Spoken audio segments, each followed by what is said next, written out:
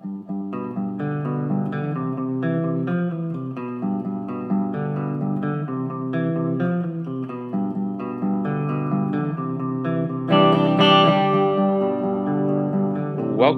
to the Movies of the Damn podcast. My name is Kyle Grant, and I'm sitting here with my friend and published horror author, John Hunt. If you enjoy what you hear here today, please subscribe to our YouTube channel, check out our Facebook page, and follow us on both Instagram and Twitter at Damned Movies. Email us any questions, comments, and suggestions to moviesthedamned@gmail.com. For further details on John's published works, please visit his blog, johnhuntfiction.wordpress.com. Today, we'll be discussing Mary Herron's 2000 satirical psychological thriller, American Psycho. The film follows wealthy New York investment banker Patrick Bateman, who seems to have a great disdain for everyone in his life, including his shallow associates and fiancée. While keeping up appearances, he constantly kills random people he comes across. In the end, though, it becomes unclear whether all these murders actually happened or Bateman hallucinated a portion of them, or all of them completely. John, opening thoughts on the movie? Yeah, so I remember watching this a long time ago, and it was one of those films where I really enjoyed watching it and had a good time with it. But I wasn't in any real rush to see it again. It wasn't something that I was like looking to watch over and over, right? So. But I did enjoy it. But now that I've watched it again, I have to say I really enjoyed it. Really enjoyed it more than I ever did before.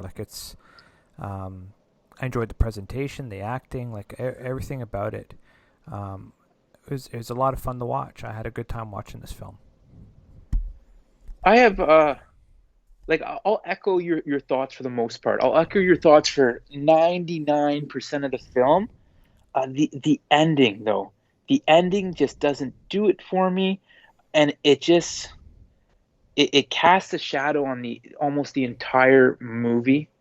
In that you never know, did this actually happen? Did it not happen? Did a portion happen?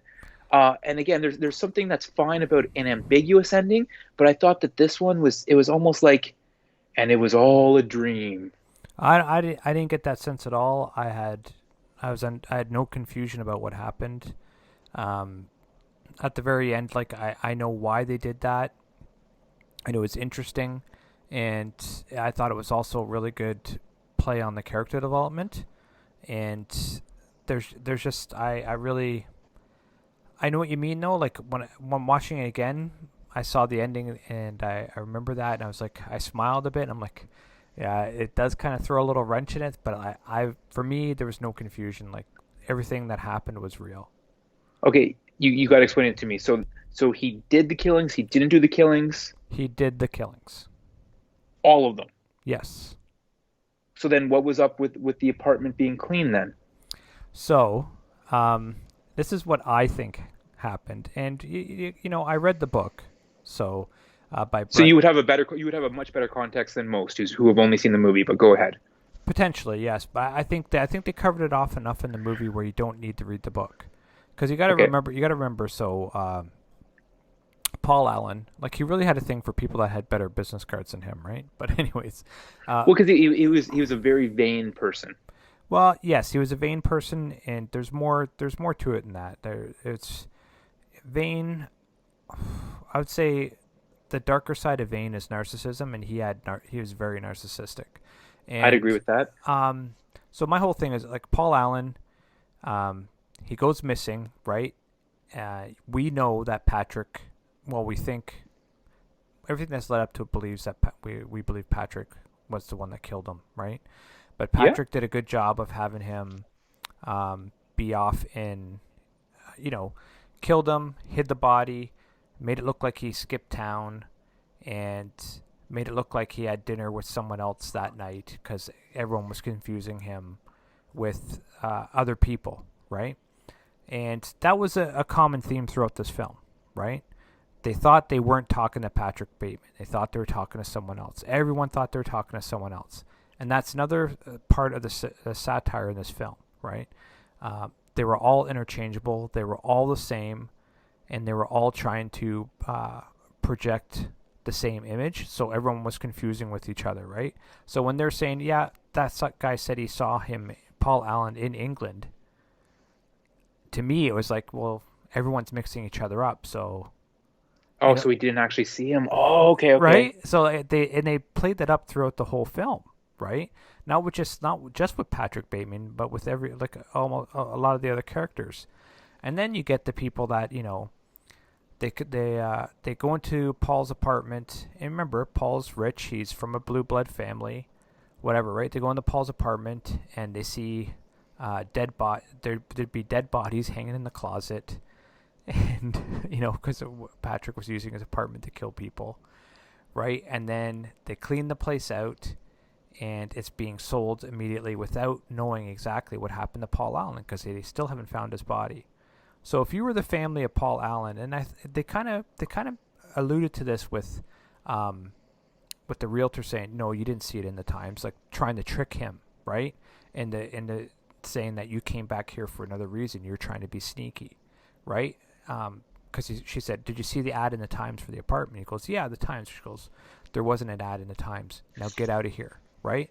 So she was trying to uh, figure like determine what his real purpose was there, right? So just imagine you're a wealthy family, and your son disappears or whoever disappears, and you go Yeah. to their place and you can't find nor hide nor hair of him, so you don't know if he's dead or if he's alive or whatever. But then there's a bunch of dead hookers in the closet. You're gonna think that he did it. Yeah. So are you going to call the police, or are you going to make that go away? Yeah, I get what you're saying. Like, yeah, no, no, I hear you because it's much more probable that the missing son is the one who put them there rather than the person who killed him is now using his apartment to stash people. I hear what you're saying. Exactly, because and they wouldn't even be able to know that, right? Because as far as everyone knows, he said, remember they asked Marcus, I actually tracked down Marcus, the one that he had dinner with, and he said he was having dinner with you, Patrick Bateman, right? So everyone was mixing each other up. Yeah, yeah, yeah. So it was one of those things where it's like I didn't really think it like it. They wanted to put that ambiguousness not for the purpose of the audience, but for the purpose of the main character Patrick, because throughout the whole film, um, he would pause and look at himself in the mirror, and he'd have these like little talks to himself. One of them was like, I go through all the. This is my morning routine. I put this face mask on. I do this for my hair. I do this for my body. I do this, all these things. And he goes, but there's no real me. It's an illusion. Like he says these things. This is Yeah. just a shell. There is actually no real me, and he'll say over, but I am simply not here. Where it to me that's like um those are the profile of a narcissist and a psychopath, where it's like life isn't actually real. Like these things aren't really real. So I can only get forms of enjoyment out of extreme behavior, which is what draws a lot of them to kill, right? Because it's an extreme behavior, it's an extreme reaction, and there's something there. There's something powerful. It makes them feel alive. It makes them feel present, like they're actually there and they're not an illusion. You know what I mean?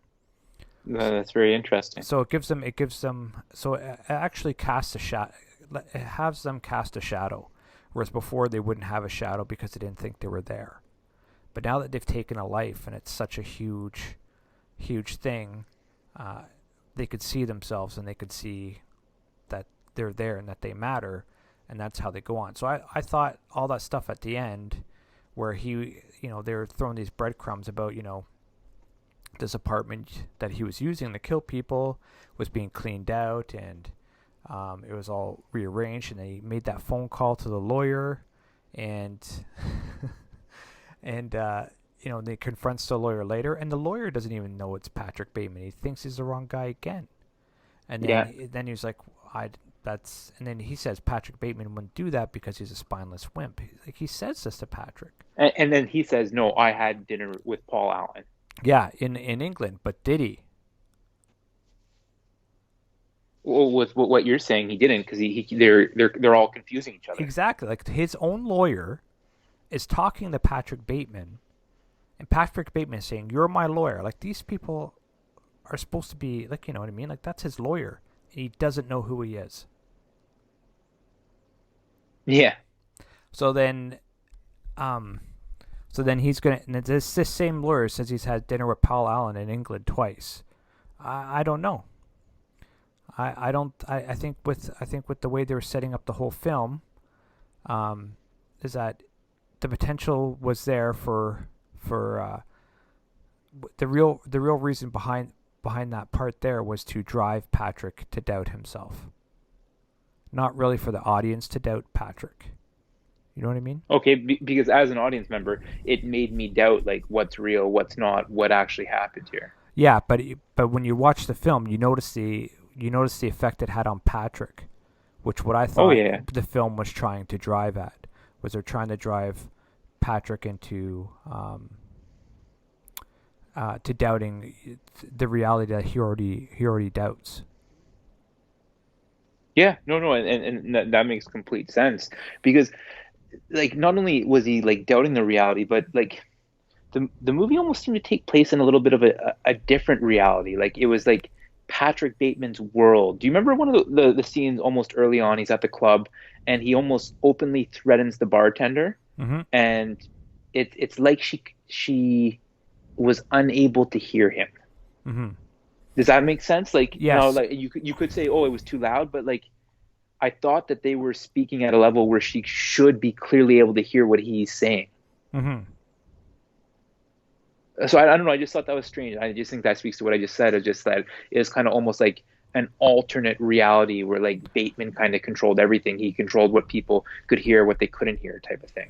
Well, to me, I saw that as that's what he wanted to say, but because he keeps talking about trying to fit in, because Yeah, he knows he's different. He knows he's not like other people. So he does all these things. Like he's very focused on these business cards. He's very focused on taking care of his body. He's very focused on all these other things in order to fit in, because everyone around him also adds value to those things that he is trying to project. Right. So he looks at other people going, okay, it's very important that I dress properly and that I buy this type of suit from this tailor and do all that type of stuff. In order to fit in, I must follow those societal rules so they don't see me for who I truly am. So that's kind of what his whole character was about. So for him, that's like when he's in these moments of normalcy, um, like at the bar, that's what he actually wanted to say to her. but he I, doesn't actually say it. That's I just in don't his think head. yeah, I don't actually think he says it. Oh, okay, okay, okay. But I just for me it was more that's more the character development, because there is a running inner monologue that goes throughout the film that accompanies Patrick when he's going throughout his day, right? Yeah, yeah. So I thought it was like one of those things. Although to be fair, those other moments his mouth is not actually moving and he's not actually saying anything.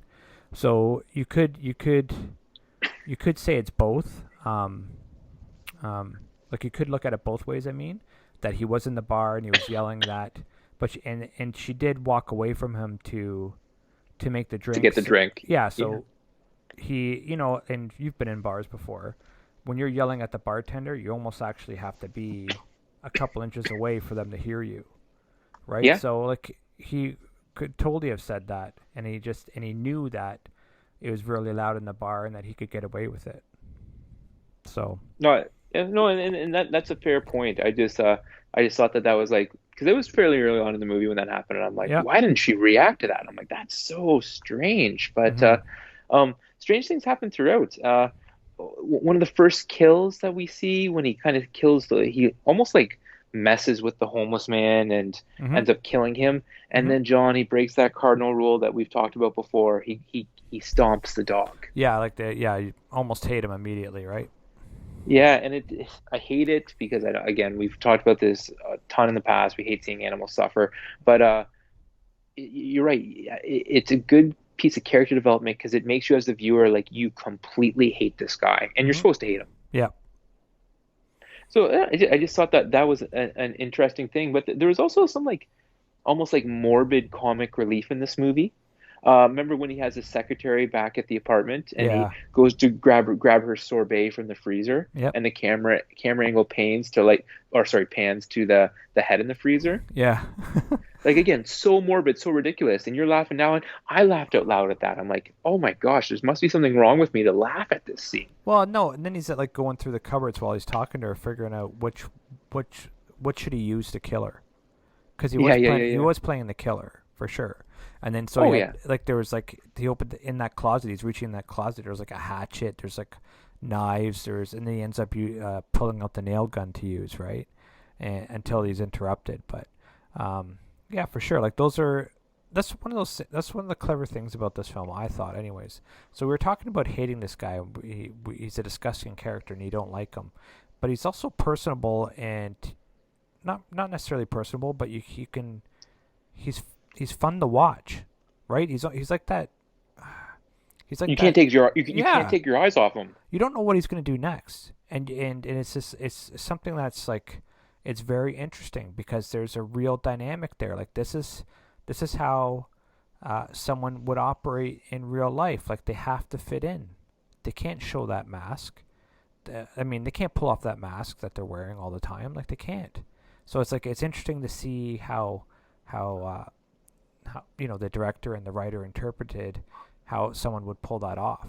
And I love all the references that he made to real serial killers throughout the film, right? So it also shows more where his interest lies, and then he'll say these weird jokes to his friends, and it falls on deaf ear. Like they look at him weird afterwards, but they don't really think too much of it afterwards as well, right? It's Yeah. because it was such an interesting time to put the movie in, like the 80s.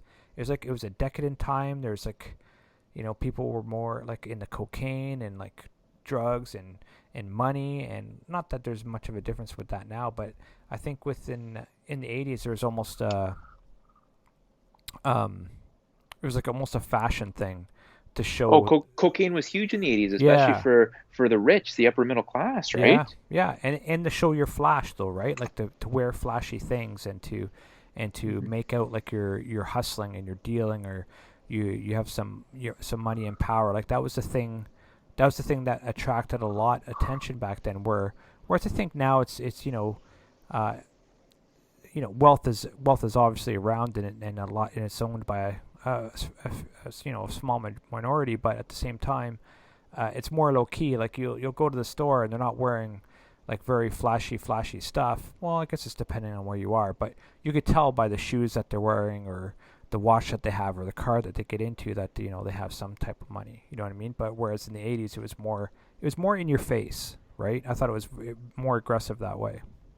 Interesting. So Okay. it was more. So I like how it was like because he was all about the CD players and you know what I mean and the music and the video cameras and the technology. Like he was really into that because he thought um, it reflected wealth and it reflected the image that he was trying to project, right? So I really liked this film. I thought his character development was really well done. I like all seeing the actors that were in it that you haven't seen in a while. You're like, oh my god, they're so young then, right? It was I, really I interesting. I made note of that when you go back and you look at the cast that they had for this movie. Mm-hmm. Oh my gosh! Like we've talked about the amazing performance by Christian Bale, but some of the secondary characters, Willem Dafoe, Yep. Jared Leto, Justin Yep. Theroux, Reese Witherspoon. Like this was like a top to bottom one of the best casts I've seen out there, Yeah, I know, right? And and it's they all did a great job. yeah, for sure. It was a fun. I really enjoyed this movie, and I enjoyed it the second time through more than the first. I would have to say. Like, I was talking to Ethan about it, and he goes, "Yeah." He goes, "It was interesting because I sent him a text. I was just like, this is a lot better than I remember it being 'cause when I was watching it." And he goes, "Yeah." He goes, "I really like the first 40 minutes, and then after that, it kind of like peters off, and I kind of lose interest in it." And I was like, I'm wondering, I'm like, oh, that's interesting because I'm not at the 40-minute mark yet, right? Um, where his interest waned. Um, I could see what he means though. So it's after like the prostitute things and things start to go downhill with him, right? Like he's starting to be bothered Yeah. by the police, and but Ethan was more along the lines of it was just the same stuff over and over again. Where I thought it Like been was, there, done that. yeah, but I thought more. I think the tempo had changed because it wasn't really more of the same to me, anyways. Because there was more added pressure being on him, whereas before he was just in these relationships and he was killing people on the side and he was getting away with it. Well, now he has this detective who's bothering him. He has he has that one prostitute that he let go the first time, and he's kind of not happy with it. He let her go again, and then he's also realizes that he's escalating, and he's unable to stop himself from escalating. Like he's killing more. Like he killed that one woman.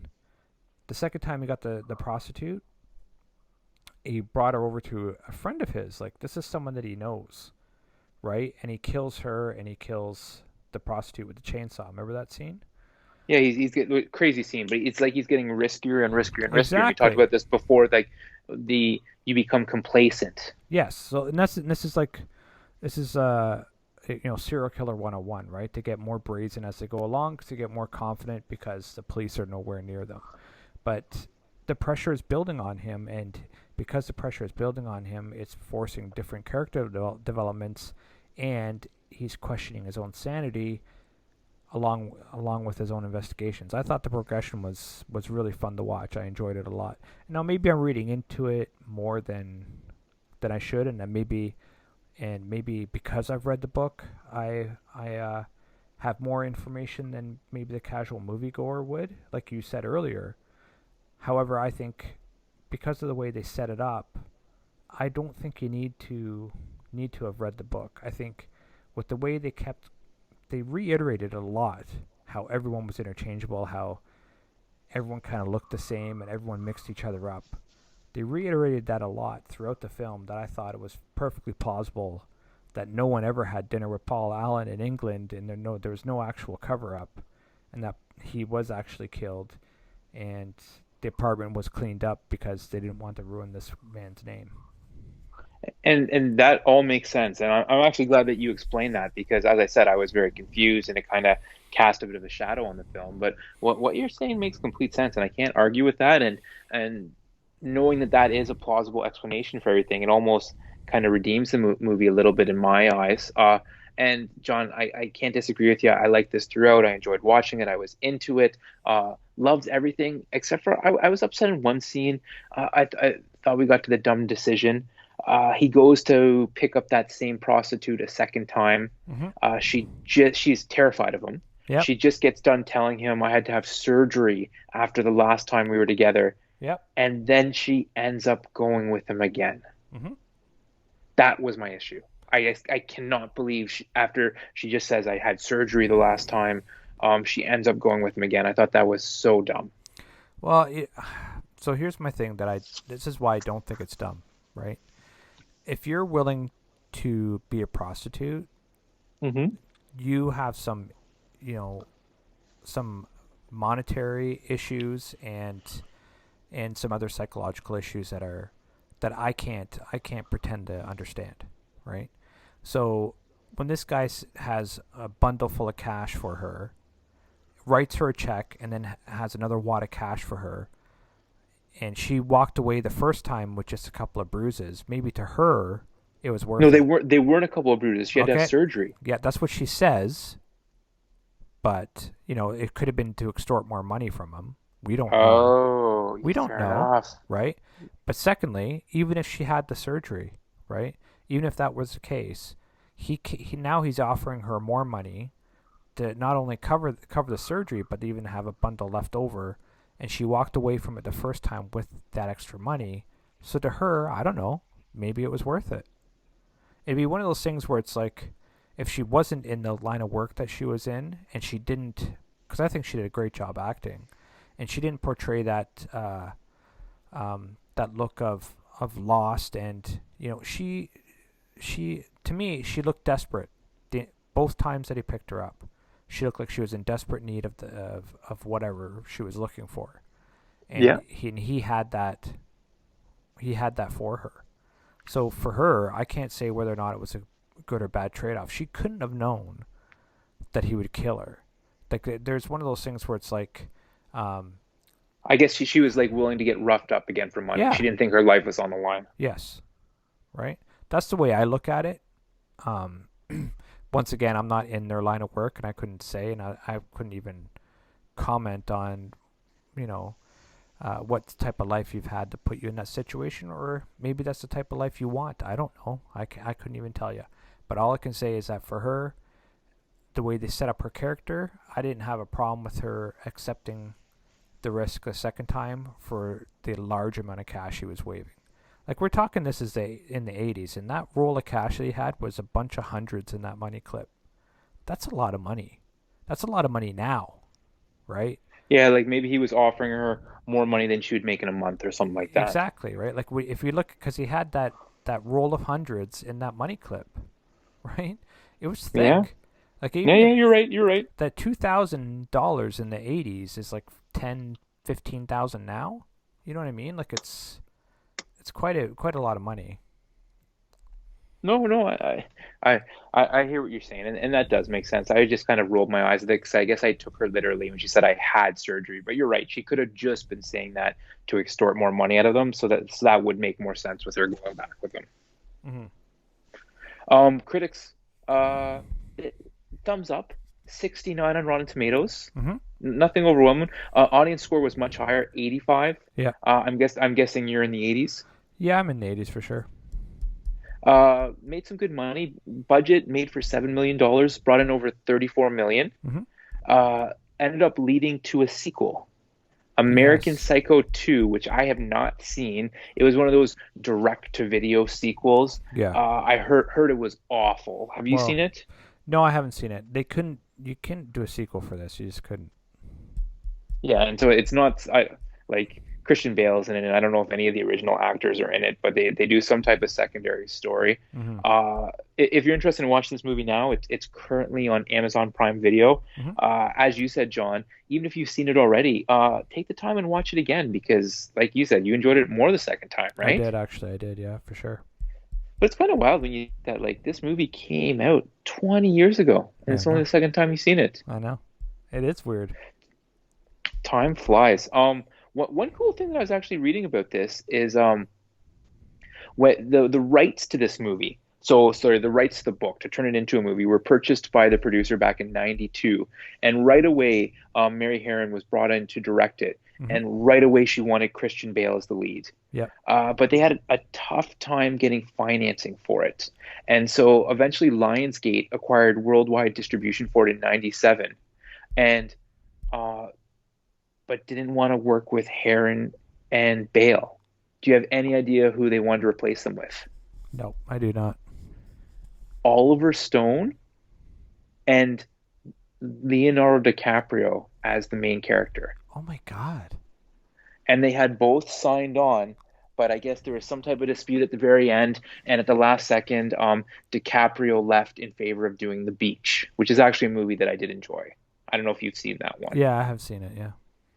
But it was just so wild to think how different this movie would have been if it had been an Oliver Stone picture starring Leonardo DiCaprio. It's actually kind of hard to imagine Leo as that lead role. Oh no, I think you've done a great job. Oh my God, and then Oliver Stone's a good, like, not to take away from Christian Bale and Mary Harron. I think they did a great job, but I just also the style that the other two would have brought would have been, it could have been something totally. I think it would have been just as interesting for sure.